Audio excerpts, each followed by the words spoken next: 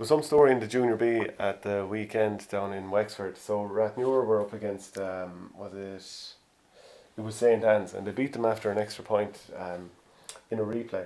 And there was a message sent to me that congrats to Dave Guiney on winning a county medal at the tender age of 49. Fittingly, the last score was a result of a heroic blockdown from Dave, who has won every honour in the game and don't rule out a return to the pitch next year. So they're obviously part of the Wexford All-Ireland winning team in 1996. Now the beauty of this game, and I don't know if you heard it because of being down at your own club winning a county title at the weekend, Éire in football in Cork. But did you hear the story about the guy who was red carded in this match and then let back onto the field to play when the rule book was shown to the referee? Right. So what was the offence? So the story was he got there was a player who got a yellow card during normal time. He got a yellow card during extra time, the first half. So he was sent off 5 minutes before half time of extra time. Yeah. The rule book was shown to the referee at half time saying that when it goes to extra time, it's a new game. Therefore, the first yellow card is gone. So he had to let the player back on for the second half of it. That always seems to cause a bit of confusion. There was something in the Waterford football this year. Did you see there was 2 guys got 24-week bans because like that, I think that they had played again in extra time, having been sent off in normal time. So I think the club officials had gone to the ref and said, this is a new game, can they come back on? The ref said, yeah, they can. And then subsequently it was found out the mistake was made. So the referee made the mistake and the club... The referee made the mistake, yeah, and the 2 players got punished. I think it's still ongoing. There was one of them would have been in Waterford under 20 this year. But it always seems a very strange one, doesn't it? That you get sent off and you can't come back on because it's not a new game. But then, which I think is right, but the whole, it is a new game for extra time when it comes to yellow cards, it's a strange one. Do you think, what way would you like, Conor McHugh when the Fianna were playing against Ballyboden, in that quarter final of Dublin. So very much he was incited. He got a second yellow card, red card, wasn't allowed back on for extra time, and it cost na Fianna. In a 2 yellow card situation, do you think a person should be allowed to play extra time? No, I think a second yellow card should count. You should this whole thing of that in every other way, it's just a continuation of the game, but it's viewed as a new game for the purposes of that punishment. It just seems strange to me. Should a team actually be allowed to go back up to 15 players anyway? Yeah. Well, that's another example that I would find. Especially you've seen situations where maybe a team gets a guy sent off very late in the game. Yeah. And it could be for a really, really serious offence, but they don't really suffer any punishment if the game goes to extra time and it's 5 minutes later they're back to 15 men. Yeah, and it could be a situation where someone gets injured because of that tackle. Yeah. So I don't think they should go back to 15 at all. This weekend, so there's plenty of big games around the country. There's only 2 county finals left in the country at senior level, and that's the Tipperary county final, which is on this weekend, which we'll obviously chat about, and then the Galway hurling final, which we'll talk about, that's going to go ahead next weekend. Lee Mellows against St Thomas again. St Thomas's, yeah. But 6 Mile Bridge against Ballygunner is the Munster quarter final on this weekend. They met 27 years ago in this fixture, and 6 Mile Bridge won by 16 points. Couldn't see that happening here. No, it was 2 years ago. I think they met down in Walsh Park. It was an absolutely brilliant game. I remember Ballygunner had a couple of weeks there where they beat Thurles very narrowly, and then beat 6 Mile Bridge very narrowly. And then just couldn't get over in the Piercing in the final. But obviously they're going into this now having got that kind of monkey off their back last year. So it's an interesting time of year where you're starting to switch away from the county stories now, and now it's kind of the big Munster and Leinster club hurling matches coming to the fore.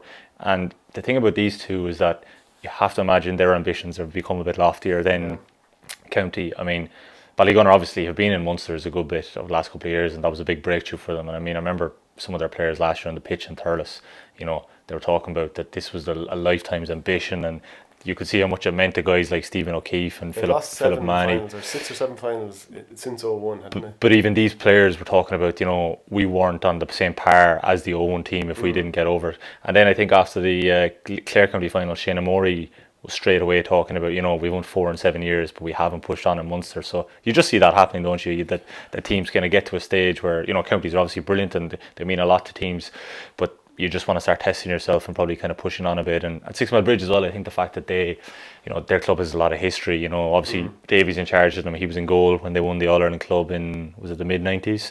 They have a lot of guys with Clare senior experience. Yeah, Shane Amori, Jamie Shanahan. Yeah. Tim Crowe, of course, is the manager, and Davy Fitz training them.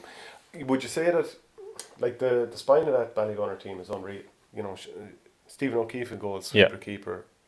brilliant puck out range. He can come out and take the ball.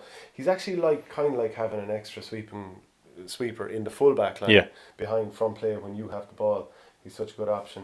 Barry Coughlin is in the back line. Philip Mahoney is there, and Shane O'Sullivan. That's a half back line. So that's very, very impressive. Then in the forward line, Philip Mahoney, Peter Hogan. I mean, you can keep naming the Desi Hutchinson's obviously the big addition this year. But like I'd say, if you look at both teams, I mean, if there's 30 players starting, you'd say 20 to 25 probably have county experience at some level. I mean, I know not all are senior, but like the vast majority of that Ballygunner team have played for Waterford at different levels over the years. So there's a lot of experience on that side. And you know, this is a big side of the draw. Like, because I mean, the winners are playing Patrickswell, who have, you know, 3 guys around the Limerick colour and winning team last year. So you kind of think whoever comes out of this trio, you know, is going to be in a really, really strong position, you imagine, going into the Munster final. Yeah, 6 Mile Bridge haven't won it since 2000. Do you think on the basis of that alone that Ballygunner have won it recently, and because they're here more or less every single year, they've played all the big teams, you know, they've beaten the Thurles, pretty much name any team, that they're now in a better position to kick on? Yeah, but I just think there's going to be very little between it, and like even something as small as that the game's on in 6 Mile Bridge at 1:30. I mean, that's tight little place, and it's a fair old trip for Ballygunner, you know, coming up in the Sunday morning. And you saw last year how they were very fortunate to get over clear opponents when they were at home. Do you remember Philip Manny got a last minute overhead goal to get extra time against Ballyhale, and then they won it. They won that they won that semi-final then to go through, and like 6 Mile Bridge, okay, they haven't won it the last couple of years, but you know, they ran Ballygunner to a point 2 years ago. I think it was 2015. Very, very poor weather conditions that day. I think they were up 9 or 10 points against Napearshig, and Napearshig managed to reel them in. I think that was the year Napearshig went on to win the All-Ireland title in 2016. So like, some of these Munster counties, I think some of the champions that come through are really, really top quality teams. They're very, very experienced teams. I just find that very, very difficult to call. You know the way Owlers, the Bala, spent so long trying to get across the line in Leinster, and they had some devastating losses, and particularly the Mount Leinster Rangers one in 2012, if I remember correctly. Yeah, I think that was it. Yeah, maybe it was 13. But do you think now that, like, they won that, and there's a lot of people would suggest that was kind of it for them. It didn't happen in the All-Ireland semi-final, and we haven't seen them back really since then. So for Ballygunner, I would imagine their ambitions are more than just Munster. I think their age profile is probably a bit more favourable. That Owler team, not going to fall off a map for sure. Owler team was fairly seasoned, and they were very close to beating Napearshig that day. It was a very, very tight game, but Napearshig got over the line. I would think Ballygunner will be a bit sore the way that game against Ballyhale went. I remember being at it, and the game turned that Ballyhale got that goal through Owen Cody, and then at the other end Conor Power had a shot. The ball actually got stuck in the mud, and you know, Ballyhale were just managed to kind of wear them down. You know, Mick Fennelly and Joey Holden were superb in that game. Do you think Ballygunner were kind of hanging on a little bit in that game? I know that goal was definitely, or the ball that got stuck around the goals was definitely a turning point. Yeah, possibly, but like I think they've proved that they are good enough. Like they are a very quality team, and very slick kit, by the way, I have to say. Yeah, up there with the nicest jerseys going. Like I'd say their ambition now is to like get back into an All-Ireland semi-final, and I mean I know they spoke at the time last year. They found the long gap quite difficult. It was 3 months. So I suppose at least this year they played the end of November, and they'd know they'd be out about 5 weeks later in an All-Ireland semi-final. But they have a pretty tough side of the draw to get through first, you know, if they're going to be 6 Mile Bridge and then Patrickswell to even get back to a Munster final. I'd back them to do it, I have to say. We'll see how it pans out. Yeah. But the Tipperary final this weekend, done plenty of previewing of it on our game this week. There's an interview with Richie Stapleton, who played on the last Burst League team to win in 1986, went on to win the All-Ireland, of course. Eamon Kelly, who helped turn around Killidangan, interview with him, and then also Paddy Maher does a preview, so if you check on the playlist there on YouTube, you'll definitely see it. Burst and Killidangan, so you saw both semi-finals. Bursley beat Killarwan 16-15, and Killidangan beat Nina Airog 3-12 to 115. What's the first thing that comes to mind when you think about how this final will go? Just the absolute novelty of it. You know, I mean, like we're like the previous game we've talked about there, that's 2 teams that win multiple county titles. Like this just smacks of whoever wins it, the celebrations are going to be absolutely massive. And then I think for whoever loses, it's going to be really, really devastating, because this just screams like a huge opportunity for both, given, you know, Thurles, Clonelty, Lockmore, all these kind of big champions last few years. Even Nina have been to a good few finals. The interesting thing about it though is that obviously, you know, Killidangan never won it, Bursley 33-year wait. So you're thinking that huge occasion for the parishes and all that. But I think it's probably going to benefit both of them that they've lost finals over the last couple of years, so they can kind of get that out of their system in a way. Both beaten well by Sars. Exactly, and Sars kind of at the top of their game then, and were they overawed by the occasion, and I'd say for the players maybe subconsciously there's a little bit, there's a little development. It's their first time in a county senior final. Yeah. Now it's their second for both of them, for both sets of players. They want to go and win it now, don't they, to really capitalise on it. And I suppose the other interesting thing, you always see this every year, whoever wins the All-Ireland, it's just that, what a magical season it'll be. Like, if you're Brendan Maher and Dan McCormack on Bursley's side, and then Killadangan, I go through it, it's Alan Flynn, Willie Connors, I think David Sweeney and the goalkeeper as well, Barry Hogan. Yeah. I think they were on the extended panel, so they also had a couple of guys involved in the under-20 Tipperary team that won the All-Ireland as well, Billy Seymour and Sean Hayes. So it's just the chances and to really cap off a year that you won't forget. And Killadangan are unbeaten the whole season in the championship. That definitely counts for something, and that includes an 8-point win over Bursley in the North final, which is not a small deal in Tipperary. Yeah. You always want to win that. It's a very strong division. And for them, they hadn't won, I think it's is it 4 or 5 this decade? Yeah. Had they won one? Was it their first? It was the first in a long time. There was definitely one in the previous decade, and we talked about that in the Eamon Kelly interview. Yeah. I just can't remember off the top of my head. But it definitely seems to be a case of Killadangan have really, really solid players everywhere, good skill, good quality, like Alan Flynn at the back, Paul Flynn obviously up in the forwards, Billy Seymour like you mentioned, Willie Connors. It was pretty quiet actually in the semi-final, Billy Seymour, and it was kind of more Paul Flynn was kind of the main forward, and Joe Gallagher scored a really, really good goal. I did think that was interesting, their ability to get goals at different times. They just have different guys, like Joe Gallagher, Dan O'Mara was the other guy. Runner, Joe Gallagher, by the way. But really strong runners then once they get that ball. Like Gallagher, his brother Ty Gallagher has just made a pace. So like they had no starters on the Tipperary Ireland winning team. Bursley had 2, and obviously Conor Kenny was brilliant in their semi-final. Maybe just do Killadangan, that little bit of balance could be a factor. Like there was no kind of real maybe star man in the semi-final, I thought, looking at it, but everyone just kind of did their bit and they pitched in, and in a game where they were maybe played second best for a good bit of the first half as Nina kind of pushed ahead. Yeah, and imagine what it would do for either parish. Now I know well, being from Bursley, that the town will go beyond insane, and like it's going to be whichever team wins has to play Glen Rovers the following Sunday. Yeah, and that's going to be in Semple Stadium. I put every penny.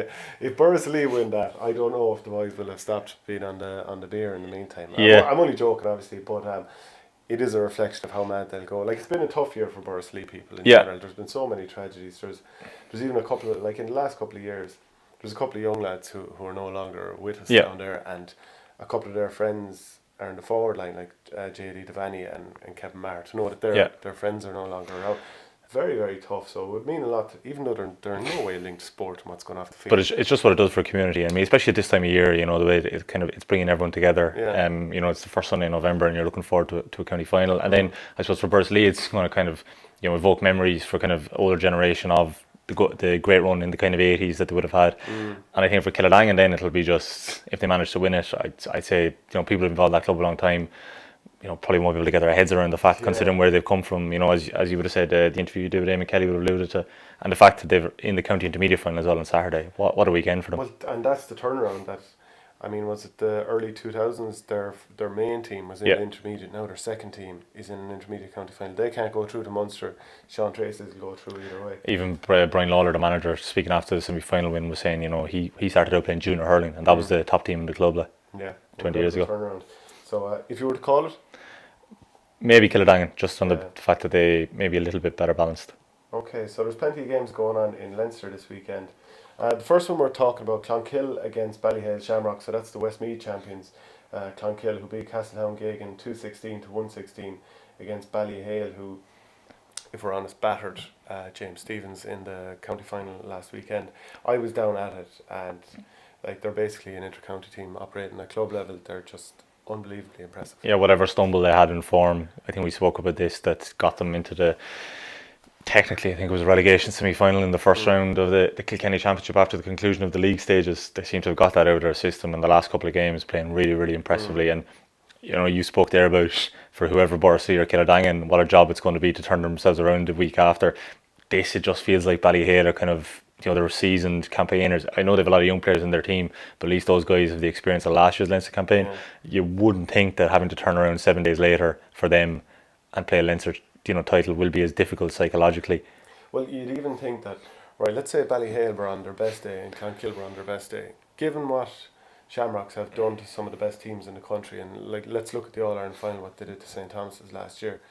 Like they're probably 15 points better. Yeah. In Clonkill, and that's not to be disrespectful to Clonkill, that's probably just an expression of how good Ballyhale are. It's so just if they've had a heavy week, I still think, they'll get out of their system. They've obviously had a couple of big days, as I've kind of seen on a few other Instagrams. But like a couple of days, they'll be right as rain and they'll be good to go on Sunday. It's just the range of forwards as well. Like, if say, like, I suppose TJ Reid and Colin Fennelly, the two All-Stars, are the ones that stand out. But even if they're a small bit quiet, you still have Adrian Mullen, you have Owen Reid, Owen Cody, gets a lot of goals. Was it Brian Cody got the 2 goals on Sunday then as well? Owen Cody. Oh, sorry, Owen Cody. Yeah.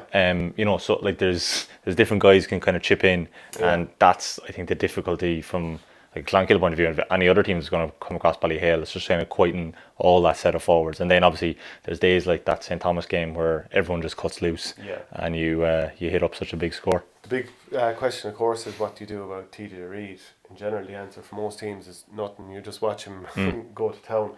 But he played centre forward and Owen Larkin was centre back. So of course Owen Larkin wanted to protect his full back line, where Owen Cody was in on Jackie Tyrrell for the most part. Now it changed around as these things do. But it was a case that the midfielder, I think his name was Donoghue, just off the top of my head for the Village, he was trying to pick up TJ Reid anytime he came out and drifted away from Larkin. But they just got caught between two stools and TJ went to town. So I would imagine Clonkill would probably go for a man marker on him.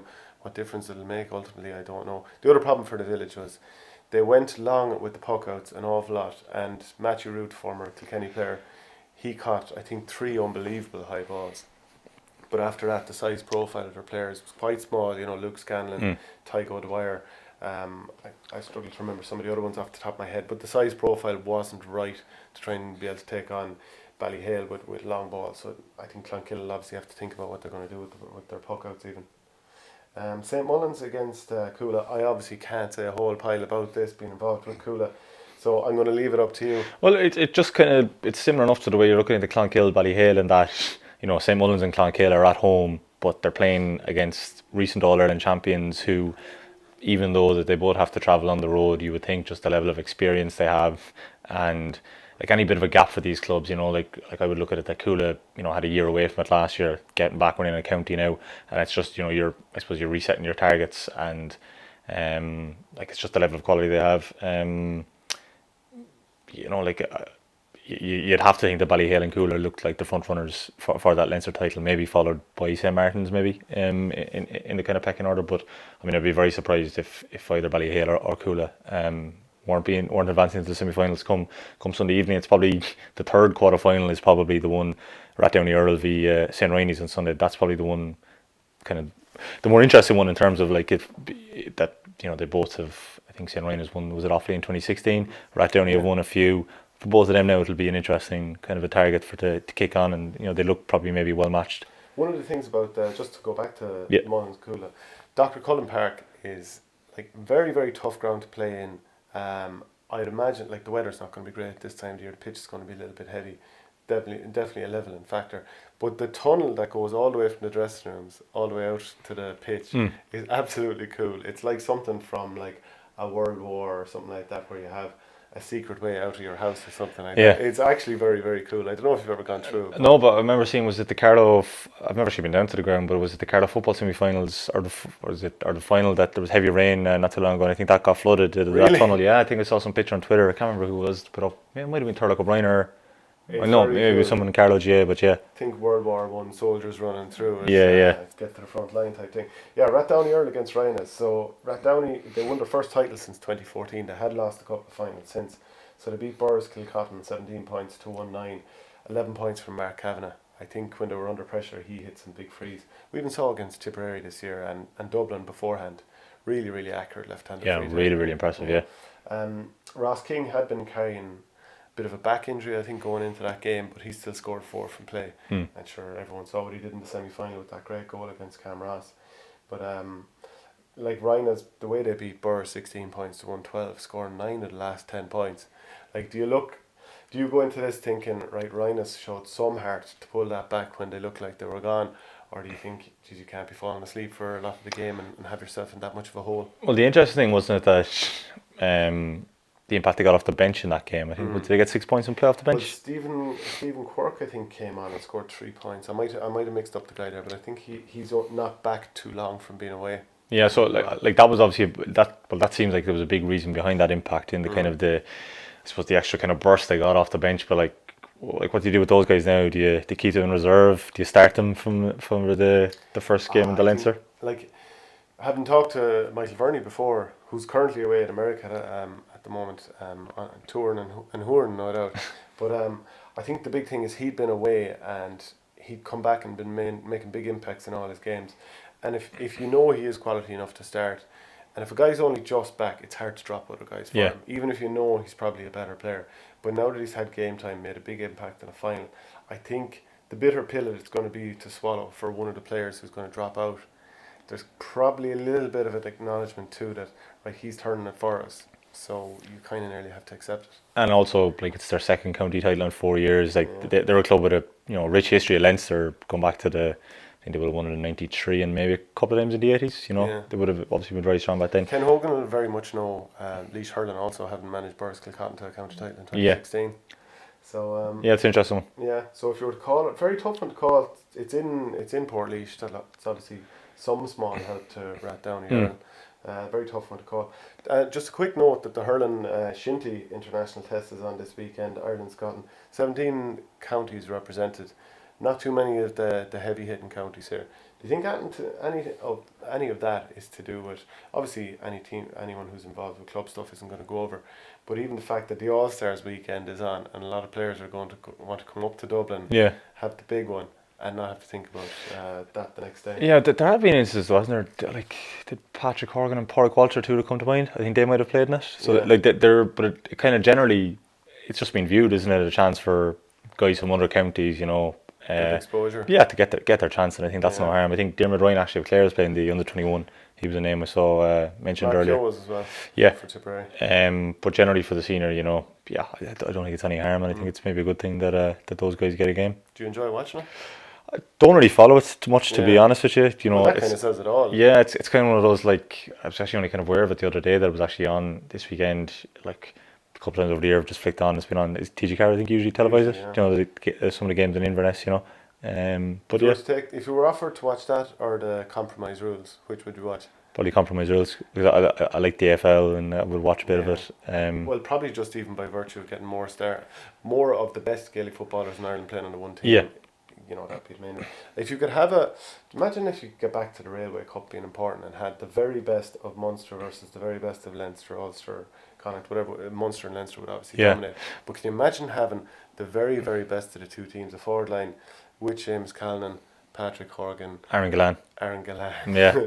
Keane Lynch at midfield with Dara Fitzgibbon, for example, and then the Leinster the Mars in defence then or something, Yeah, geez, actually, what sort of defence would you have? The selection issues would be the one, wouldn't it? We'll start with the goalkeeper. Let's see if we can figure this out. We're obviously going to make a mess of this and comment and let us know who should play. Who would you put in goals? Nash, Quaid, Hogan. Who am I missing there? Clare, Donald Toohey, Stephen O'Keefe, yeah.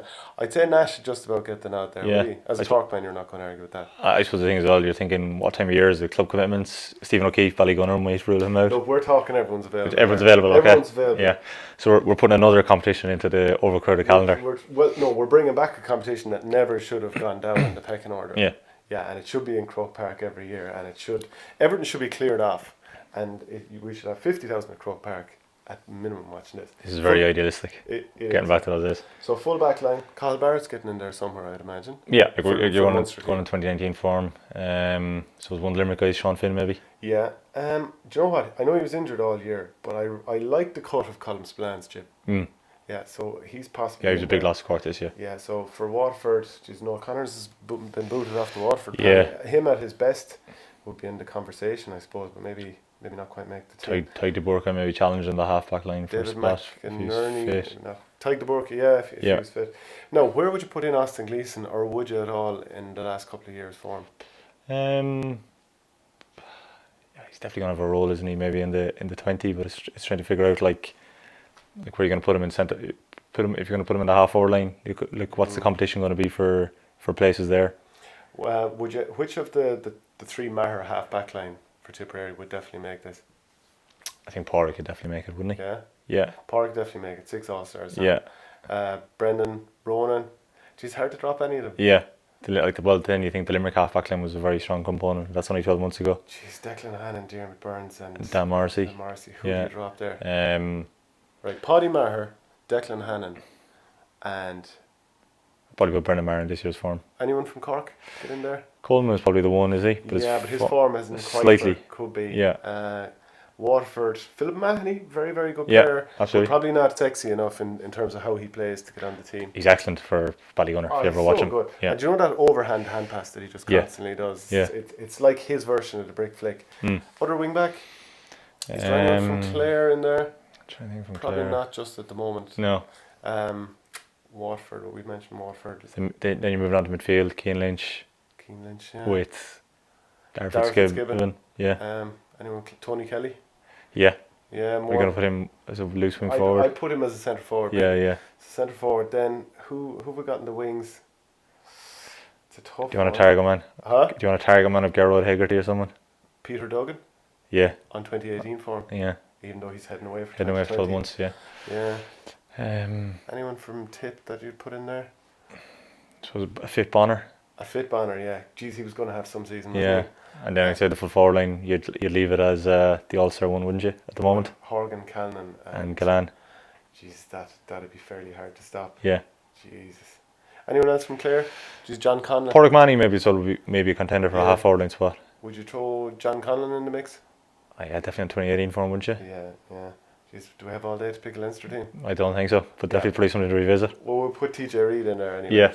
Just put a few pieces around and will cobble together a decent team. Right, if there's anything we've missed from this, let us know. Send in a comment to your Twitter, which is O'Toole 13. And at Shane Saint. And don't forget to follow us on YouTube by clicking on that button just there.